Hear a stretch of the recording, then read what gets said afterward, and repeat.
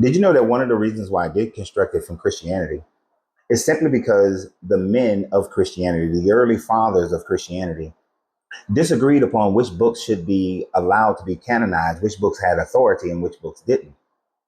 It wasn't as if this was something that was done in the first century. It wasn't as if this is something that was done in the fourth century after the Council of Nicaea. This wasn't something that was done in the 5th, 6th, 7th, 8th, 9th, 10th, 11th, 12th, 13th, 14th, 15th century, but was actually more something that was established in or around the 17th century of the book of James being added to the Bible and being a mainstay in the Bible. Now, you will find the book of James was in many of the Bibles preceding the 17th century, but it was under argument, claimed to be heresies or pseudo by many of your early church fathers that you give credit to for being blessed by the inspiration of God to determine what should be in the Bible and what should not be in the Bible. Eusebius of Caesarea did not want James included into the Bible. Neither did Irenaeus, nor did Jerome.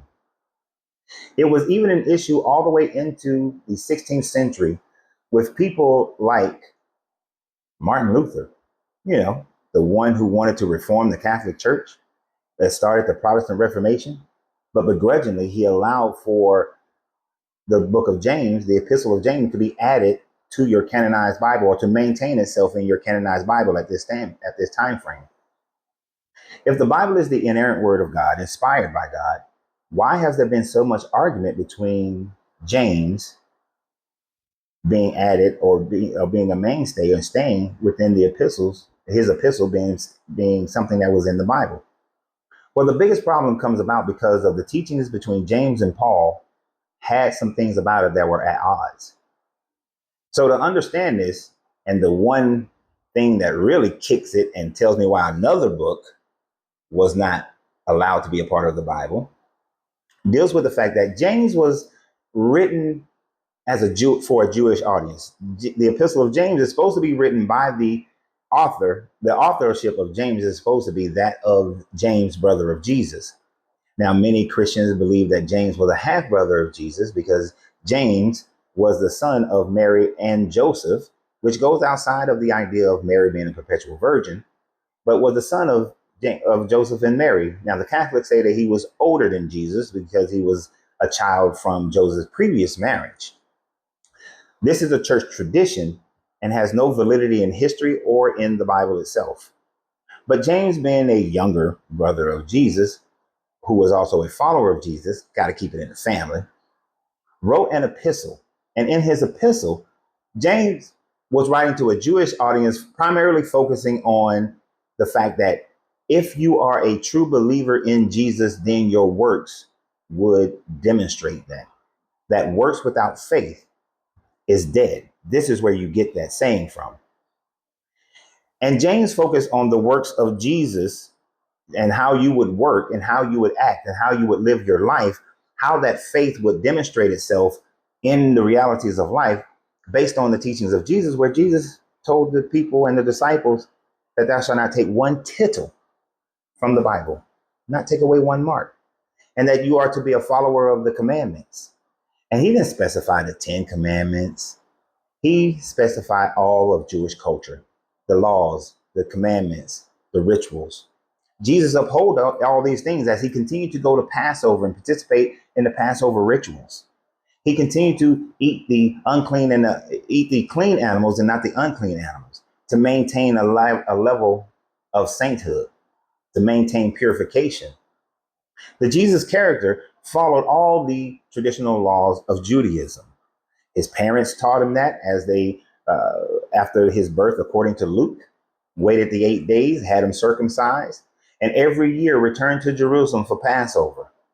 Jesus was an adherent to the Jewish laws and Jewish customs.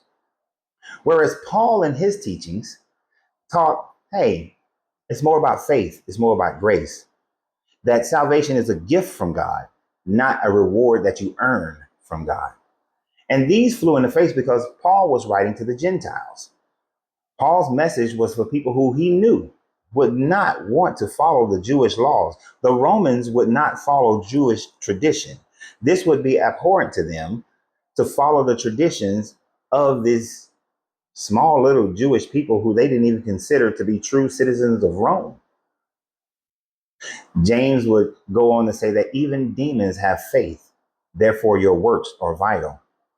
While Paul never mentions anything about demons maintaining and having faith because demons do believe, otherwise, why would the demons have a conversation with Jesus and ask to be thrown into the pig so they can jump off the cliff?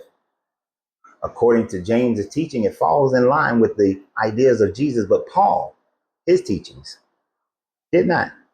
Paul's teachings were more in reference to how can I make the Gentiles feel comfortable following this religion that started in what we nowadays call the Middle East, of a small group of people who were pretty much looked upon as troublemakers in the Roman Empire. If they followed James, Christianity would have failed. There is no way that it would have garnered the support of the Roman government by the time we get to Constantine.